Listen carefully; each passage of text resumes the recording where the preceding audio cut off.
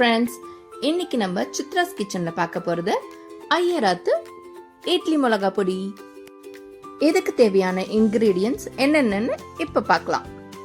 இந்த கப் அளவுக்கு 4 கப் கடலைப்பருப்பு, 3 கப் உளுந்து, கொஞ்சம் பெருங்காயம், தேவையான அளவு உப்பு, கொஞ்சம் கருவேப்பிலை, ஒரு 200லேருந்து 250 கிராம் வரைக்கும் காஞ்ச மிளகா எடுத்து வச்சுக்கோங்க.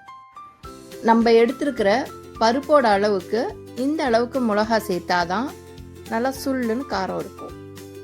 சுள்ளுன்னு இருக்குன்னு காரமாக இருக்கும்னு நினச்சிக்காதீங்க. 2 டேஸ்க்கு அப்புறம் அதோட காரம் கொஞ்சம் கம்மியாயிடும்.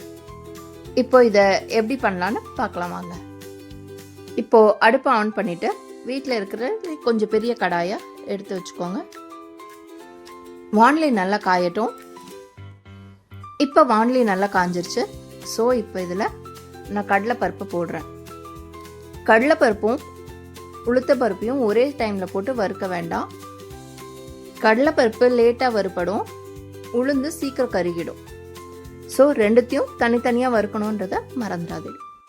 இப்போ கடலைப்பருப்பு நல்லா பொன்னிறமாக வறுத்தாச்சு. இதை கொஞ்ச நேரம் ஆற விடலாம்.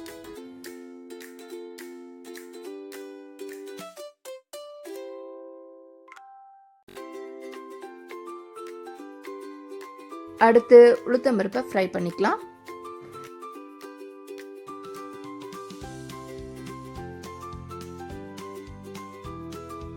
இப்போ உளுந்து நல்லா பொன்னிறமாக ஃப்ரை ஆயிடுச்சு. இப்போ இதையும் கடலைப்பருப்போடு சேர்த்து ஆற விடலாம். கருவேப்பிலையை நல்லா வாஷ் பண்ணிவிட்டு காய வச்சுட்டு அதுக்கப்புறம் நல்லா ஃப்ரை பண்ணிக்கோங்க. அப்புறம் நம்ம எடுத்து வச்ச பெருங்காய பொடியை கொஞ்சம் வறுத்துக்கோங்க. பொதுவாக நம்ம மிளகாயை ஃப்ரை பண்ணும்போது நெடி அடிக்கும்.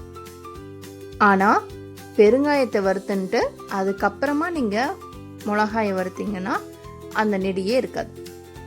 அடுத்து நம்ம மிளகாயை வறுத்துக்கலாம். மிளகா சூடாக ஆக ஆக கொஞ்சம் அதை பெரட்டி விட்டுக்கோங்க. மிளகா நல்லா சூடானதுக்கப்புறம் நம்ம அரைக்கிற ப்ராசஸ்க்கு போகலாம். இப்போ மிளகா நல்லா சூடாயிடுச்சு.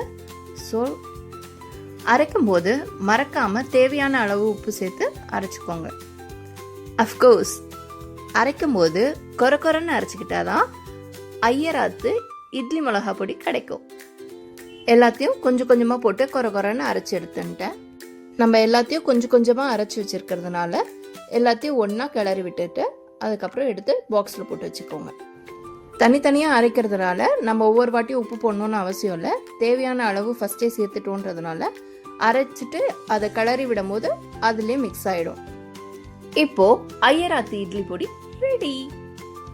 சித்ராஸ் கிச்சனோட இந்த வீடியோ உங்களுக்கு பிடிச்சிருந்துன்னா லைக் பண்ணுங்க, ஷேர் பண்ணுங்க, சப்ஸ்கிரைப் பண்ணுங்க, மறக்காம பெல் ஐக்கானை கிளிக் பண்ணுங்க. டாடா, பாய்.